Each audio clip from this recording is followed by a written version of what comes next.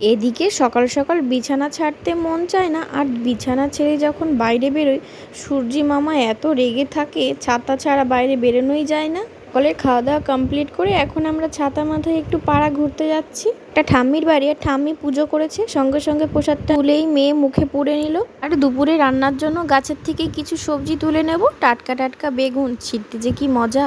সঙ্গে আমাদের হয়েছে কুমড়ো গাছ, উচ্ছে গাছ, থোকা থোকা লঙ্কা গাছ। এই যে কুমড়ো গাছটা হয়েছে না, এটা কিন্তু একা একাই হয়েছে।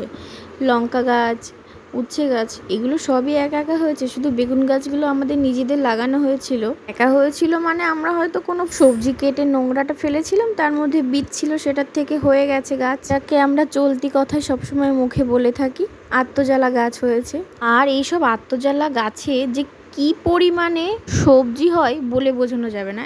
এই যে ছোট্ট গাছটা, সেটাতে আমরা মাচা মতন করে দিয়েছি, এত পরিমাণে উচ্ছে হয়েছে শুধু তোমরা একবার দেখো।